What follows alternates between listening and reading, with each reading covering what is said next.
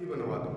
अर्ची को बोलते हैं बायर, ठीक है। तो अर्ची को लेके चलने लगे तो फिर फुनरल पे हम लोग बात कर रहे थे। फुनरल पे याद रखो, फुनरल से सारा कुछ क्रिएट हो रहा है। तो फुनरल को मतलब सब यात्रा था। तो फुनरल के साथ में कभी भी सर्विस नहीं आता। उसके बाद में हम लोग कहाँ पहुंचे, हम लोग पहुंच गए वहां पे कि लगा दो इसका चिता। चिता को बोलते हैं बायर, सॉरी पायर। पायर माने चिता। अरे भाई जब पायर माने चिता है तो चिता में तो आग ही लगाया जाता है। अब यहाँ पे एक क्वेश्चन एसएससी ने फिर बनाया। एक वन वर्ड था फियर ऑफ फायर। जब फियर का बात आएगा तो फोबिया लगाना ही लगाना है। ये तो रटा हुआ बात बिल्कुल हो गई है। तो देखो आग का डर जब पूछेगा तो आग को क्या बोलेंगे, पायरो। तो इसमें क्या लगा दो, फोबिया। तो आग के डर को क्या बोलेंगे भाई, पायरोफोबिया। तो पायरोफोबिया किसका डर होता है, आग का डर होता है। उसके बाद सब लोग वहां पे अर्थी पे आग लगाने लगे तो उसको बोलते हैं दाह संस्कार।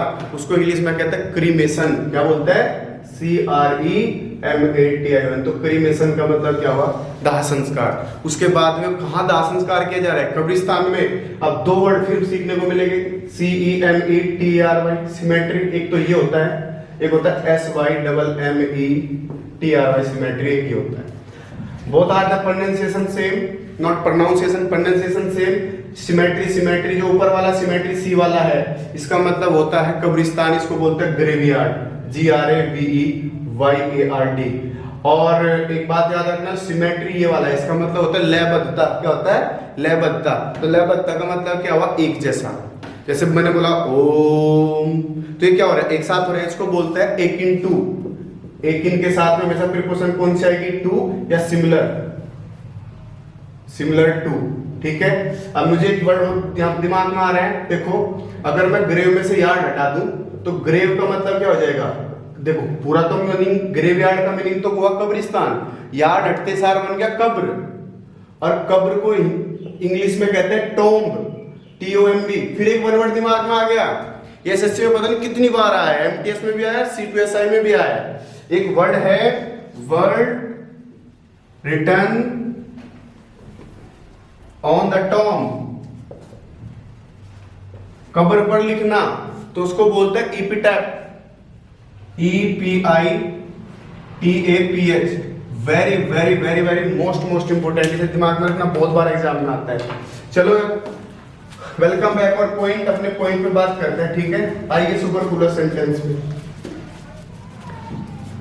देखो कोई भी चीज क्या होता है अपने आप में ना 100% होती है। जैसे मान लो मैंने कोई केक बनाया, ठीक है। अब भाई इसको मैंने 2 पार्ट्स में डिवाइड कर दिया। अब ये वाला पोर्शन भी तो इसका अपने आप में 100% हुआ, ये वाला भी 100% हुआ। फिर मैंने इसको फिर डिवाइड कर दिया, ये वाला भी 100% है, ये भी और ये भी। अब बताने का मेरे पर्पज ये था, जब भी कोई भी चीज होती है वो अपने आप में 100% होती है। सर कैसे, एग्जाम में कैसे बनेगा, एग्जाम में बनेगा ऐसे। मैंने बोला 100%, ठीक है। अब 100% बोलना बिल्कुल गलत है। कोई भी चीज अपने आप में क्या होती है, 100%।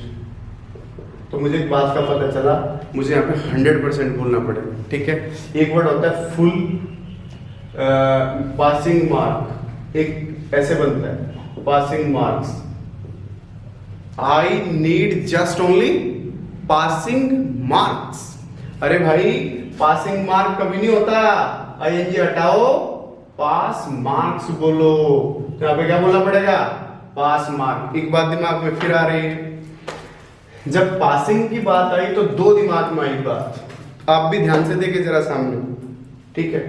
मैंने बोला लिंकिंग रोड, ये क्या कैसा रोड है, ये लिंकिंग रोड है। जब पासिंग में ING नहीं लग रहा था तो पासिंग मार्क नहीं हुआ, तो लिंकिंग रोड ना बोल के तो आप क्या बोलोगे, लिंक रोड बोलना पड़ेगा। Is it clear, as not? देखो मेरे साथ साथ बोलोगे, ऐसा फील करोगे जैसे मैं आपके सामने घर पे बैठ के पढ़ा रहा हूँ, ठीक है ना। जितना बोलोगे, जितना रिवीजन करोगे, इतना जल्दी याद होगा भाई। साथ साथ बोलो बिल्कुल। मैंने बोला लिंकिंग लैंग्वेज, तो लिंकिंग लैंग्वेज में ING फिर नहीं आएगा, तो आपको क्या बोलना पड़ेगा, लिंक लैंग्वेज। अरे बोले यस और नोट। तो थोड़े याद रखने वाली बातें हैं, ऐसा तो है नहीं कि इसको पूरा मतलब एक्सप्लेन किया जा सकता है, क्यों नहीं होता, ये तो याद ही करना पड़ता है, सुपरफ्लूअस है। फिर मैंने सबसे पहले जब वीडियो स्टार्ट करा था आपको बताया था कि इफ माने भी मानना और सपोज माने भी मानना। तो इफ और सपोज दोनों कभी भी एक साथ नहीं आएंगे, तो इफ आएगा या सपोज आएगा। अगर आप इफ और सपोज को दोनों को एक साथ बोलते हो इट विल बी रॉन्ग, ये अपना आप में गड़बड़ है, ठीक है। एक बात फिर दिमाग में आ रही है इससे। वैसे मैं जब आपको कंजंक्शन पढ़ाऊंगा तो कंजंक्शन में पूरा का पूरा इफ और सपोज के बारे में डिटेल से चर्चा करेंगे। एक बात दिमाग में ये आ रही है कि इफ जो है हमेशा अपने साथ में कंजंक्शन क्या कैरी करता है, कॉमा। तो एक क्लोज हमारी कौन सी है, इफ वाला क्लोज, और दूसरा क्लोज कौन सा है, ये वाली क्लोज। तो इफ वाली क्लोज में कभी भी क्या नहीं आएगा, कभी भी विल नहीं आएगा, ठीक है। तो एक बात जरा मैं आपको बताने जा रहा हूं, जैसे मैंने लिखा रीजन, नेक्स्ट है रीजन और बिकॉज। ध्यान देना बच्चों, रीजन भी कारण को बताता है और बिकॉज भी कारण को बताता है। थोड़ा सा गर्म ज्यादा है भाई, ठीक है। रीजन भी कारण को बताता है और बिकॉज भी कारण को बताता है। जब दोनों चीज कारण को बता रही है तो दोनों चीज एक साथ कैसे आ जाएगी। तो या तो आप रीजन बोलो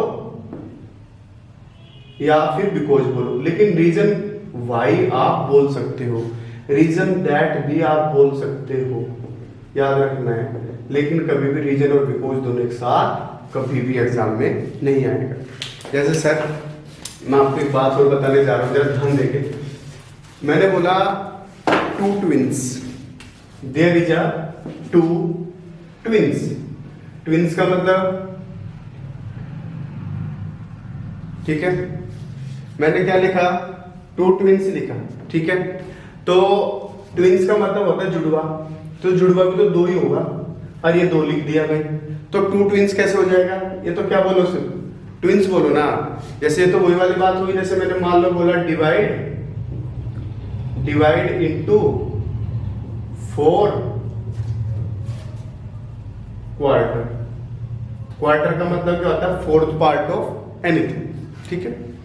क्वार्टर्स का मतलब होता है जहां पे रहते हैं उसको क्वार्टर्स कहते हैं, क्वार्टर होता है फोर्थ पार्ट। तो जब क्वार्टर फोर्थ पार्ट होता है तो डिवाइड इनटू 4 बोलो या डिवाइड इनटू क्वार्टर बोलो, फिर 4 क्यों आया, तो इसके साथ में क्या नहीं आएगा, फिर 4 नहीं आएगा। ये बात दिमाग में रखनी है। अब जरा आगे चलते हैं। जैसे एक बात जरा बता के चलते हैं, during the period of war, during the period of war. अब मेरे प्यारे बच्चों, ड्यूरिंग भी अवधि को बताता है और पीरियड भी अवधि को बताता है, समय को डिनोट करता है। जब दोनों ही समय को डिनोट करते हैं तो during the period of war क्यों आएगा, तो क्या बोलो, ड्यूरिंग ऑफ वॉर बोलो। समझ आ रहा है ना।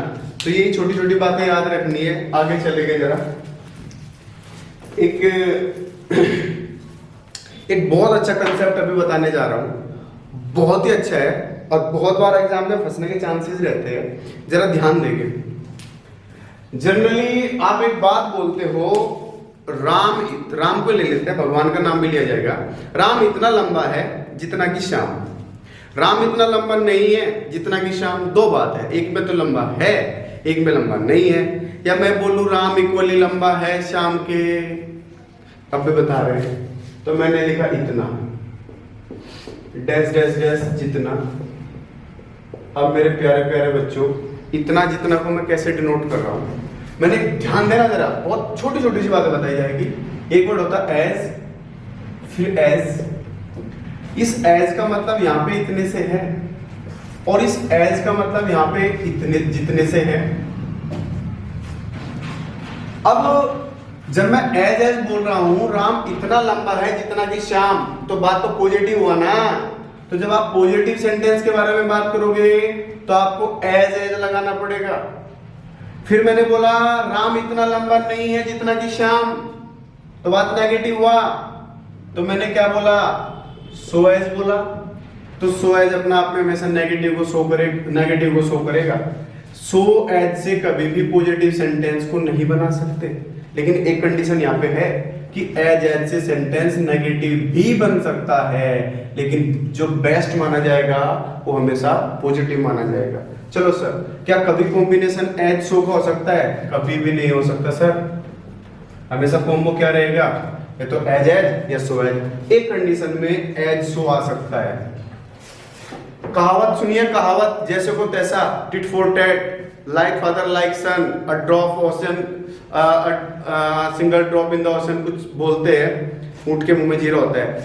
एक कहावत है, जैसा तुम बोगे ऐसा तुम काटोगे, तो उसमें कैसे बोलेंगे, as you sow so shall you reap. तो वहां पर उस कंडीशन में सिर्फ बन सकता है उस कहावत में as you sow shall you reap, otherwise कभी भी क्या नहीं आएगा, कभी भी एज और सो का कॉम्बो कभी नहीं बनेगा। सर आगे चलो जरा एक बात जरा जान लीजिएगा, कहीं ऐसा नहीं लग रहा है जैसे हम लोग तुलना कर रहे हो, राम इतना लंबा है जितना कि श्याम, ऐसा लग रहा है तुलना हो रही है? तो मैं आप थोड़ा सा आपको एडजेक्टिव में लेके चलना चाहूंगा। एडजेक्टिव में डिग्री होता है, मैं जब एडजेक्टिव आपको